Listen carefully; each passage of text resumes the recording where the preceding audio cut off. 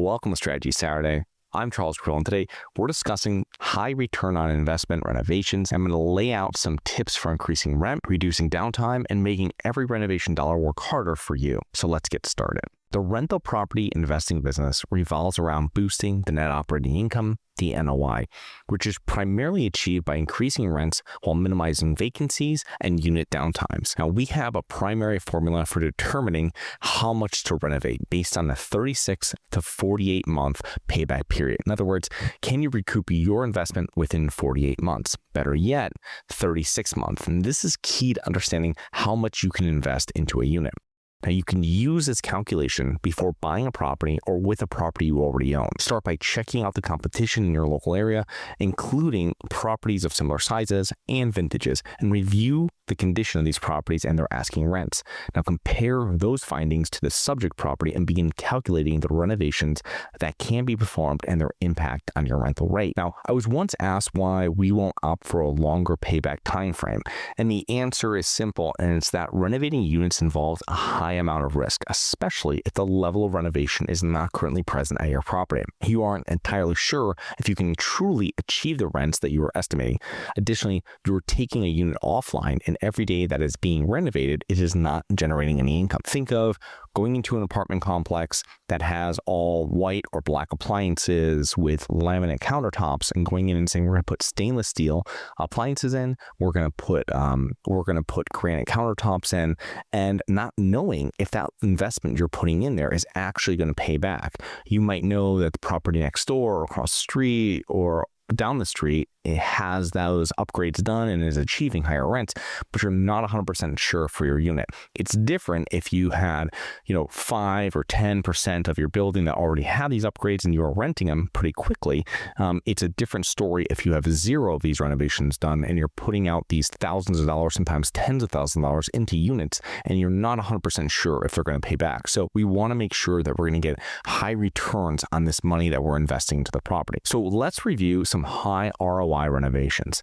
Now, starting with lower price points, these options would include kitchen backsplashes, nicer countertops, removing the plastic bathtub shower insert and installing tile from the tub all the way to the ceiling. Another thing that we've tested at one property is adding feature walls with a different color and pattern, and a feature wall might not result in higher rent by itself, but coupled with other minor renovations, it will help rent the unit faster, which is the same difference at the end. We want to keep tenants in there longer. We want to rent the units faster, keep that downtime as short as possible. Now, other minor renovations that you can use would be like replacing the bathroom vanity, which is usually inexpensive and transforms the bathroom. Years back, my brother and I would purchase a half dozen vanities at a time when they were on sale, and we would install them as we turn units. Another high ROI upgrade is adding a stackable washer and dryer combo.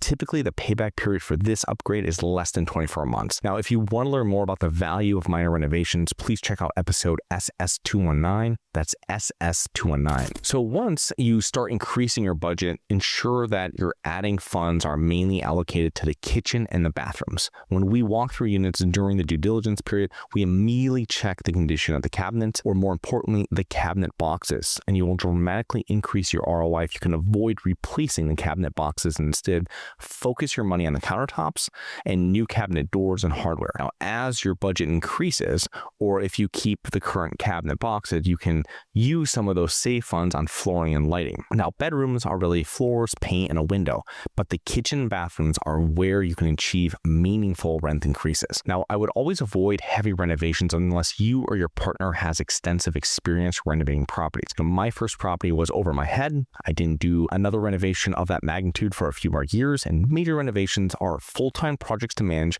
and you need solid relationships with good contractors to complete them. You want to make sure that they're not going to, walk off with your money and your deposit, but also that they're showing up every day, because you have to minimize that downtime of those units. So when you put money in, you're getting it back as fast as possible. And when you're performing upgrades and renovations, focus on increasing the durability and minimizing future maintenance costs and headaches. Now, during renovations, anybody that's ever gone through one, your contractor often asks you what you want to do to handle unforeseen issues that they didn't know were there, right? And there's always a cheaper, less thorough method and a more comprehensive approach that will minimize future maintenance. Investing time and money to correct future problems as they are uncovered will yield future dividends in the form of reduced costs and happier tenants. So I hope you enjoyed. Please remember to rate, review, subscribe, submit comments and potential show topics at globalinvestorspodcast.com. If you're interested in actively investing in real estate, please check out our courses and mentoring programs at syndicationsuperstars.com. That is syndicationsuperstars.com. Look forward to 2 more episodes next week. See you then. You always want to invest in real estate, but didn't have the time, didn't know where to find the deals, couldn't get the funding, and didn't want tenants calling you? Since 2006, I've been buying income-producing properties in great locations that provide us with consistent passive income while we wait for appreciation in the future and take advantage of tax laws while we're waiting. And unlike your financial advisor, we invest alongside our investors in every property we purchase. Check out investwithharborside.com. If you like the idea of investing in real estate, if you like the idea of passive income, partner with us at investwithharborside.com. That's investwithharborside.com. This episode should be considered specific, personal, or professional advice. Any investment opportunities mentioned on this podcast are limited to accredited investors. Any investments will only be made with proper disclosure, subscription documentation, and are subject to all applicable laws. Please consult an appropriate tax, legal, real estate, financial, or business professional for individualized advice. Opinions of guests are their own. Information is not guaranteed. All investment strategies have the potential for profit or loss. The host is operating on behalf of Syndication Superstars, LLC exclusively.